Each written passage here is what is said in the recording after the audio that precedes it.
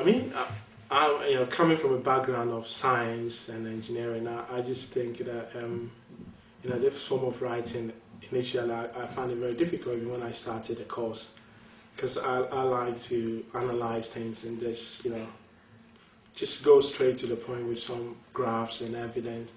But then with this type of writing, you need to think clearly about what you intend to say on each paragraph, and as you decide a subtitle for each, signposting, you have to engage with it. And that's one of the things when I started, my supervisor said you have to stop writing because you're not engaging with the work.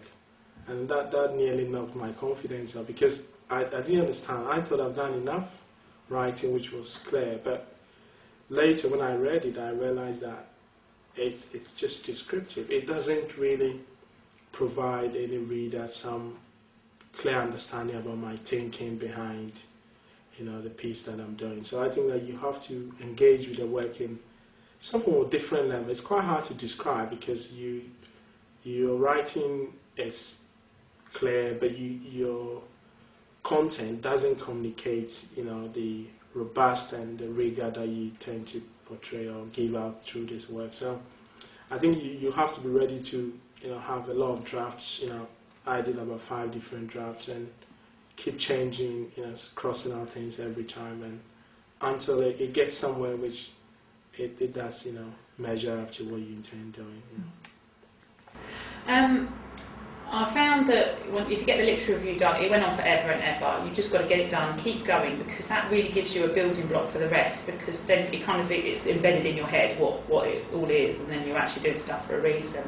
Another thing is to break it up into chapters or subheadings within your chapters. You may not even use those subheadings, but I wrote as I thought.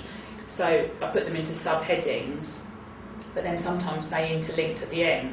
But at least I kind of put all my thinking about that area in one paragraph, then the next, and then I was able to put them together into one, and so it worked. Now that really helped.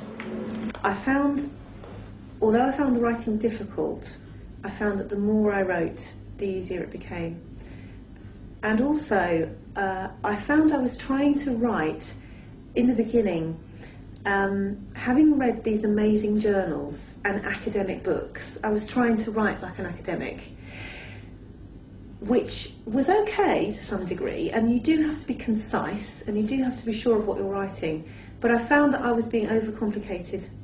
And in fact, the best journals, the best pieces of work that I read were incredibly simple. Keep it really, really simple, and speak with your own voice. And your own voice will come out. Don't try to write like somebody else. Don't try to emulate a journal that you've read. Don't try to write like the literature you're reading, because you won't be able to. You're not writing a book, and you're not an accomplished academic. What you're doing is academic, but you're writing from your own point of view. And it doesn't matter to say I, and it doesn't matter to say I felt that. It doesn't have to sound grand, it just needs to sound readable, simple and clear. And the best piece of advice my tutor gave me was to go through and to, in the end, cross out all the padding, the things like I thought that, and get to the actual nub of what you're saying in that paragraph. In the end, you work through a process and you find your own way, which I know is a very bland and sort of difficult thing to take on, but you do.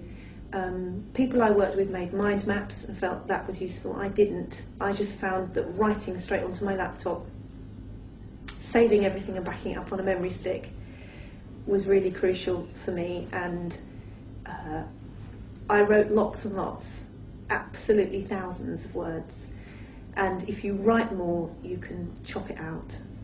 And sometimes you feel like writing and sometimes you don't. And at times you really feel like it, just do it. And you'll find that it just flows and flows. The really sad thing was when I looked back and I realised I'd written thousands and thousands of words that I didn't use, but I'm afraid that's just a harsh reality of it. And in the end you think, oh no, well actually I did spend 3 hours writing that, and now I've just put it in the bin because it doesn't really make any sense. But eventually it will make sense, and your tutor will be the person who can most guide you through that, who has the experience and who has an objective eye. The other thing is to try and get somebody else to read what you're writing. Perhaps not halfway through or at the beginning, but certainly towards the end, just to see whether they can follow the thread of your thinking. Remember that somebody totally objective is going to come in and read your dissertation. It has to make sense.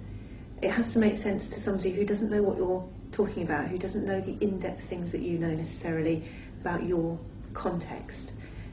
And so they need to be able to follow those threads of thinking all the way through.